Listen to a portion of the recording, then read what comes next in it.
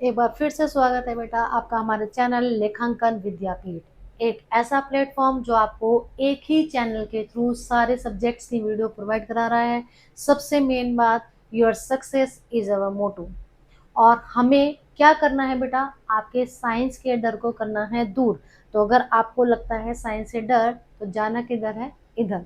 तो चलिए स्टार्ट करते हैं हमारा फिजिक्स का most interesting chapter, magnetic effect of electric current.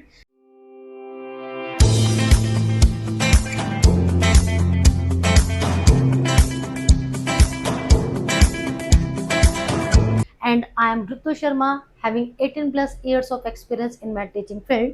तो बेटा लास्ट टाइम हम लोगों ने पढ़ा था राइट हैंड थंब रूल। उसके अकॉर्डिंग क्या था कि हमें अपना राइट वाले हैंड को कुछ इस तरह से अरेंज करना है कि मेरा जो थंब है वो करंट के डायरेक्शन को शो करे, और जो मेरी फिंगर्स हैं वो ऐसे इसको कैसे रैप कर रही है पेन को।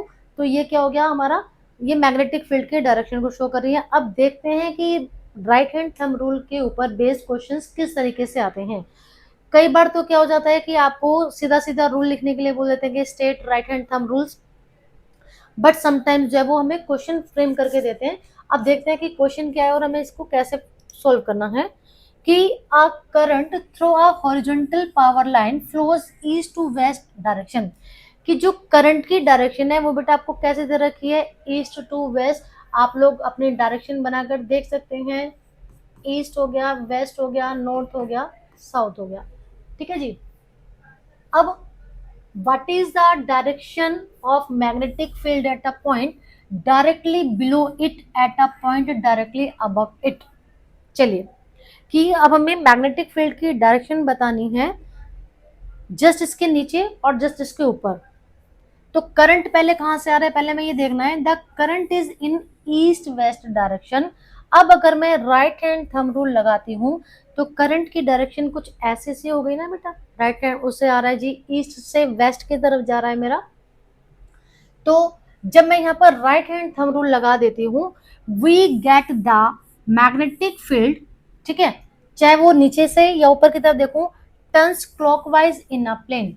जैसे मैंने आपको बताया, तो क्या हुआ, मेरा ये इधर से आ रहा था, अब मैग्नेटिक जो मेरी लाइन्स है वो ऐसे, मतलब कि इस तरह से घूम रही है ना, मेरी फिंगर्स इस तरह से घूम रही है, तो ये कैसे हो गया, क्लॉकवाइज। क्लॉकवाइज आ गई है जी वो, in a plane perpendicular to the wire when viewed from the east. अब अगर ईस्ट से देखेंगे तो ये हमें एंटी क्लॉकवाइज दिखाई देगी, viewed from the west end. ठीक है जी। चलिए, मतलब कि क्या याद करना है आपको कि जब ईस्ट से देख रहे हैं तो क्लॉकवाइज, और जब वेस्ट से देख रहे हैं तो एंटी क्लॉकवाइज। अब देखो मैंने आपको बताया ना कि भाई ईस्ट की तरफ से करंट आ रहा है, तो ईस्ट किधर है मेरी, इधर है, इधर से करंट जा रहा है। मैंने राइट हैंड थंब रूल यहाँ पे लगाया, तो पेन को मैंने इस तरह से अरेंज किया, करंट मेरा इधर से आ रहा है, मैग्नेटिक फील्ड लाइंस मेरी इधर हो गई, क्लॉकवाइज हो गया। अब अगर करंट की डायरेक्शन मेरी इधर से जा रही है, ठीक है, तो क्या हुआ जी बेटा, करंट उधर वेस्ट की तरफ से जा रहा है, तो ये एंटी क्लॉकवाइज हो गई। चलिए अब अगला देखते हैं कॉन्सेप्ट हमारा, magnetic field due to a current through circular loop. यहाँ से बोर्ड के एग्जाम में कई बार क्वेश्चंस पूछे गए हैं। अभी तक हमने क्या पढ़ा कि जो मेरा करंट कैरिंग कंडक्टर था वो कैसा था, स्ट्रेट। अब हमने क्या करना है, उस करंट कैरिंग कंडक्टर को ऐसे लूप की फॉर्म में अरेंज कर लिया हमने। तो क्या करना है यहाँ पर, when a straight conductor carrying current is bent into a circular loop, the magnetic field around it changes shape। Obvious सी बात है, हमने क्या पढ़ा था कि अगर हमारा करंट कैरिंग कंडक्टर कैसा था बेटा, स्ट्रेट था, तो यहाँ पर जो मैग्नेटिक फील्ड लाइंस बन रही थी वो कैसे बन रही थी, ऐसे सर्कल बन रहे थे। अब मैंने क्या किया, इसको लूप के फॉर्म में अरेंज कर दिया। अब जब मैंने इसको लूप की फॉर्म में अरेंज कर दिया, एक बार दोबारा से ड्रॉ करके दिखाती हूँ आपको।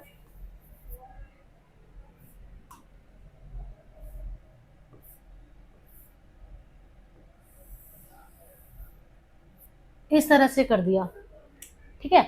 अब क्या करना है मुझे यहाँ पर, ऑब्वियस सी बात है कि मैग्नेटिक फील्ड लाइन जो उसका पैटर्न भी चेंज हो जाएगा बेटा, At every point on the circular loop, the current produces circular magnetic field lines around the wire.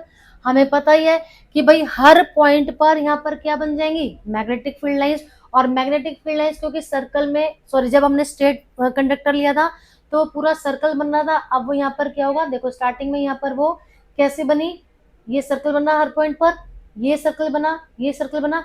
अब जैसे जैसे हम आगे की तरफ मूव करेंगे तो ये जो सर्कल्स हैं वो हमारे कैसे होते चले जाएंगे, हाफ हाफ हाफ, कम कम कम कम कम, मतलब रिड्यूस होते चले जाएंगे। और एट लास्ट जब मैं सेंटर पर पहुंच जाती हूँ तो यहाँ सेंटर पर आ जाती है स्ट्रेट लाइन। ये क्वेश्चन जो है आता है पैटर्न दिखाकर, या फिर कई बार पैटर्न का डायग्राम बनाने के लिए आ जाता है। On the inside of the loop, अगर हम लूप के अंदर की तरफ देखें, the magnetic field lines combine and adds up. जब हम इसमें अंदर की तरफ देखेंगे तो क्या होगा, जितने भी मैग्नेटिक फील्ड लाइंस ना वो सारी की सारी कैसे होती जा रही है, कंबाइन हो जाएंगी, ऐड होती जा रही है, जिसकी वजह से मैग्नेटिक फील्ड जो है वो स्ट्रांग होता चला जाएगा। यहाँ से क्वेश्चन कैसे फ्रेम होकर आ सकता है कि अगर हमारा जो कंडक्टर है वो एक सर्कुलर लूप के फॉर्म में है तो बताओ कि उसके अंदर या बाहर मैग्नेटिक फील्ड कहाँ पर ज्यादा स्ट्रॉन्गर है। ऑब्वियस सी बात है इनसाइड, और उसका रीजन अभी हमने पढ़ लिया क्योंकि यहाँ पर मैग्नेटिक फील्ड लाइंस और एड ऑन होती जा रही है। तो जितनी ज्यादा मैग्नेटिक फील्ड लाइंस होंगी, हमने पढ़ा था कि जितना क्राउडेड होंगी उतना ही मैग्नेटिक फील्ड कैसा बनेगा, हमारा स्ट्रॉन्गर बनेगा। अब अगर मैं बात करूं सेंटर की, at the centre of the loop the arcs of magnetic field lines from each part of the loop appear as nearly straight lines giving a strong and uniform magnetic field. यहाँ पर एक और ये question आता है कि जब हमने उसको सर्कुलर लूप के फॉर्म में बना दिया तो मैग्नेटिक फील्ड लाइंस के पैटर्न में क्या चेंज आता है जब हम सेंटर पर पहुंच जाते हैं। तो ये जो आर्क्स एंड वेवफॉर्म मेरे वो वाइडर वाइडर होते जाते हैं, तो दैट्स वाई जब हम सेंटर में पहुंचते हैं तो लाइन हमारी कैसे वो कैसे हो जाती है बेटा, एकदम स्ट्रेट लाइन आ जाती है। आउटसाइड द लूप, अगर मैं लूप के बाहर की बात करूं, outside the loop the magnetic field line spread out. अब जब मैं बाहर की तरफ आई तो वो कैसे हो रहे हैं जी, फैल रही है चारों तरफ, जिसकी वजह से मैग्नेटिक फील्ड बिकम्स वीकर। तो ये चीज आपको दिमाग में रखनी है। जब magnetic field lines add up होती जा रही हैं तो क्या हो गया जी, मैग्नेटिक फील्ड स्ट्रॉन्ग। जब वो स्प्रेड हो गई है तो मैग्नेटिक फील्ड कैसे हो जाएगा, वीकर। साथ साथ में कि जब हम सेंटर पे पहुंच गए तो क्या होगा, हमारा ये जो हमारा क्या कहते हैं मैग्नेटिक फील्ड था वो स्ट्रॉन्ग हो गया और स्ट्रेट लाइन के फॉर्म में मैग्नेटिक फील्ड लाइंस आ गई हैं। ये सब हमने डायरेक्शंस कैसे पता लगाई थी, राइट हैंड रूल से, जो भी हम जस्ट पढ़ कर आए थे। Effects of number of turns. अब क्या हुआ जी, अभी तो मैंने क्या किया था कि मैंने एक जो स्ट्रेट वायर पहले ले रखी थी उस स्ट्रेट वायर को ही मैंने क्या किया जी, ऐसे बेंड कर दिया लूप की फॉर्म में। अब मुझे क्या करना है, अगर मैं नंबर ऑफ टर्न्स ऐसे बढ़ाती चली जाऊं बढ़ाती चली जाऊं तो मैग्नेटिक फील्ड पर क्या इफेक्ट पड़ेगा, अब हमें पढ़ना है। ये इंपोर्टेंट टॉपिक है। The magnetic field produce depends directly on the current and the number of turns. अभी हमने करंट के ऊपर डायरेक्टली डिपेंड है पढ़ लिया था, ये भी पढ़ा था कि करंट की डायरेक्शन अगर चेंज हो गई तो मैग्नेटिक फील्ड की जो डायरेक्शन है वो भी चेंज हो जाएगी। अब बात करते हैं कि अगर नंबर ऑफ टर्न्स बढ़ जाए तो क्या मैग्नेटिक फील्ड अफेक्टेड होगा, ऑब्वियसली अफेक्टेड होगा। और वो करंट की तरह से डायरेक्टली प्रोपोर्शनल हो गया कि जितना ज्यादा नंबर ऑफ टर्न्स उतना ही ज्यादा magnetic field strong. If the circular coil has an turns, मान लो जी ये जो सर्कुलर कॉइल है उसमें एन टर्न्स हैं, the magnetic field at the centre is an times stronger then that of a single loop. Clear है बेटा। तो ये कई बार ऐसे क्वेश्चन आ जाते हैं कि भाई इतने ज्यादा नंबर ऑफ टर्न्स हैं तो बताओ कि मैग्नेटिक फील्ड इतने गुना कम हो गया इतने गुना ज्यादा हो गया, तो जितने ज्यादा टाइम बढ़ जाएगा उतना ही ज्यादा मैग्नेटिक फील्ड स्ट्रोंगर हो जाएगा। अभी नंबर ऑफ टर्न्स आपको समझ में आया ना बेटा। जैसे आप लोग देखते हो कि आप अपने घर में जो पानी है, पानी वाला जो पाइप है, जब हम उसको फोल्ड करके रखते हैं तो कैसे उसके नंबर ऑफ टर्न्स बढ़ाते चले जाते हैं। ठीक सेम वैसे ही हमें यहाँ पर करना है। Conclusion, current in each turn flows in the same direction her turn पे करंट की डायरेक्शन तो सेम ही होगी। The magnetic field lines from each turn adds up. चलिए अब हम इसी को एक एक्टिविटी के थ्रू समझते हैं कि magnetic field due to a current through a circular loop. लेकिन यहाँ पर हमने क्या किया, देखो बेटा नंबर ऑफ टर्न्स बढ़ा रखे हैं। पहले सिंगल लूप लिया था, अब काफी सारे टर्न वाला हमने लूप लिया है।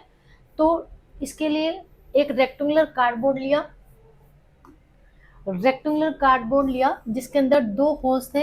अब इस सर्कुलर कॉइल को इसके अंदर हमने घुसा दिया। चैप्टर की स्टार्टिंग वाली एक्टिविटी में, सेकंड वाली एक्टिविटी में हमने एक कार्डबोर्ड लिया था, उसमें से स्ट्रेट वायर को निकाला था।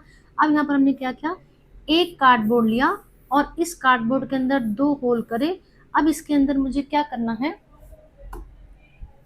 जो मेरा सर्कुलर कॉइल है ना, मुझे इस तरह से उसमें अरेंज कर देना है। और इसमें क्या है, वो एक ही बार नहीं है टर्न, नंबर ऑफ टर्न्स ऐसे कर रखे हैं जी, कुछ इस तरीके का। आई होप आपको समझ में आ गया होगा।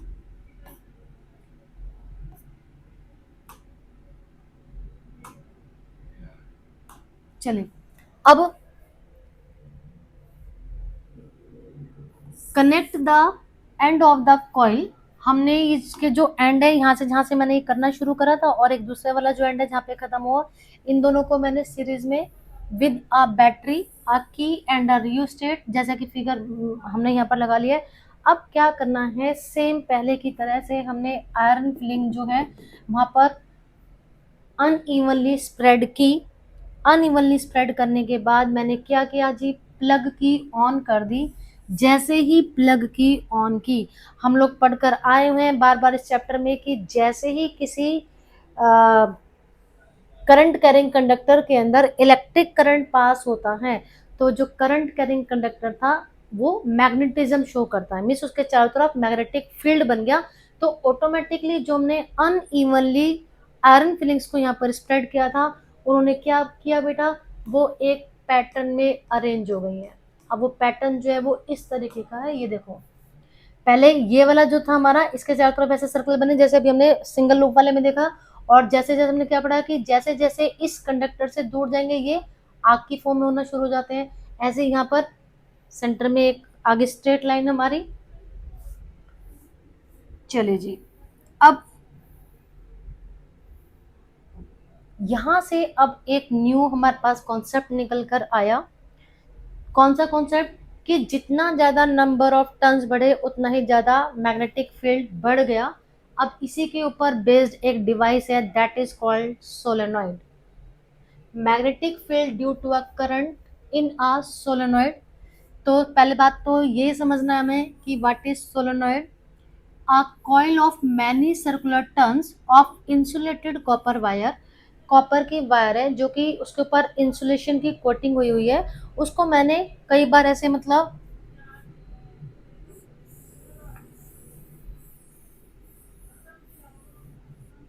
ठीक है बेटा। तो अगर मैंने इस तरह से ले रखा है तो this is solenoid wound closely in the shape of a cylinder. अब एक सिलेंडर की शेप में जो है मैंने इसको अरेंज कर लिया। मैग्नेटिक फील्ड पैटर्न, अब इस सोलेनॉइड के अंदर मैग्नेटिक फील्ड का पैटर्न कैसा होगा, ये वाली बात जो है वो इम्पोर्टेंट है, लर्न करनी है। इसके ऊपर बेस्ड क्वेश्चंस आए हुए हैं बोर्ड के एग्जाम्स में।